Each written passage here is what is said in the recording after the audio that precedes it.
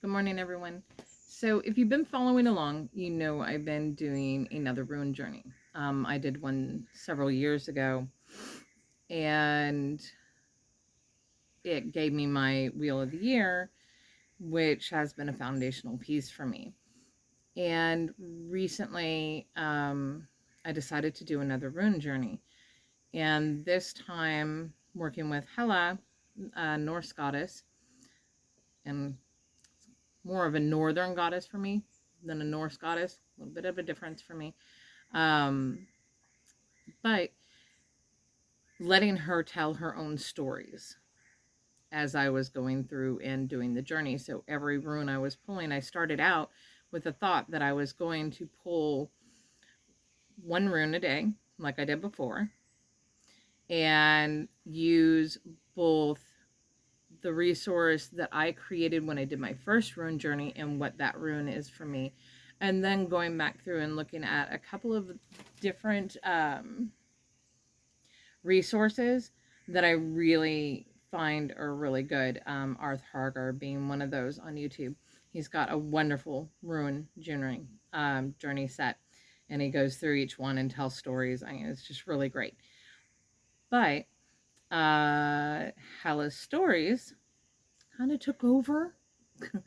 I think I was about like the fourth rune in, and I got this heavy message of, you need to stop. Just listen to the stories. Just listen to me. And I was like, okay. I've gotten to a point in my practice.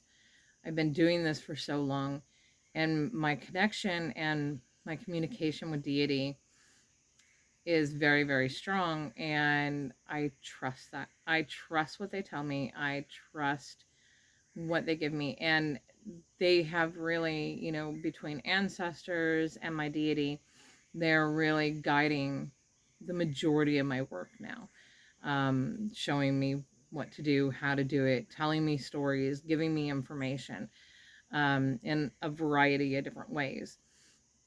And so I ended up about the fourth rune in being like, okay, yeah, we're doing it your way. And so I went through and all I did was listen to her stories. And if you hadn't seen the other video, the way that I was doing that was I was drawing cards. I was, tell me a story about this rune. Drew a bunch of cards. Generally, there was about 6 cards. She really kind of liked that number. And so some were a little bit more, some were a little bit less, but for the majority, they were each 6. And then I used Stitchomancy with the book. So instead of my interpretation of that card, I was using Stitchomancy to let her tell me each of the meanings and stuff. And so it went a completely different direction than what I had anticipated, what I had planned on.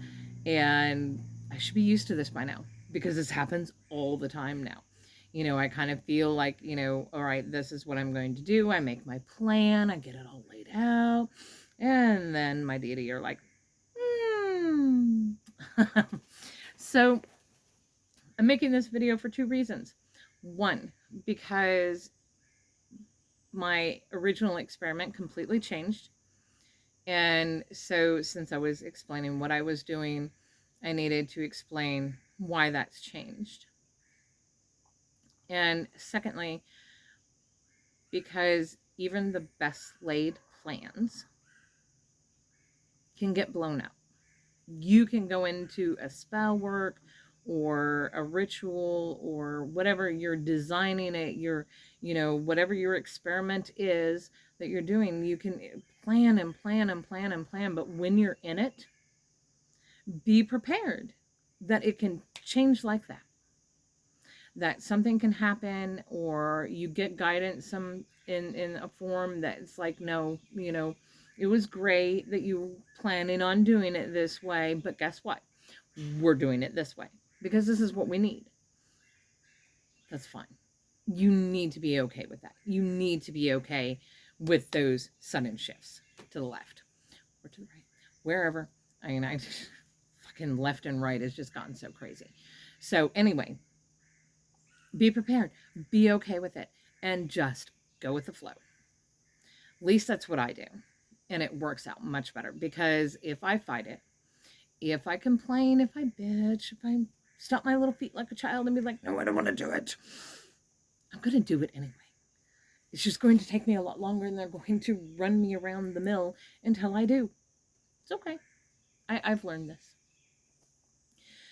I will say, though, that doing this way and having her tell me, oh my God, the things that have come out, the stories, the way that the whole room path worked has blown my mind.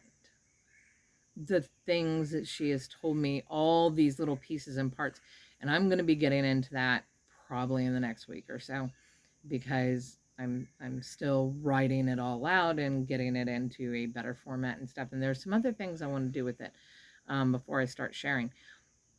But dang, yeah, hands down, this was an amazing journey.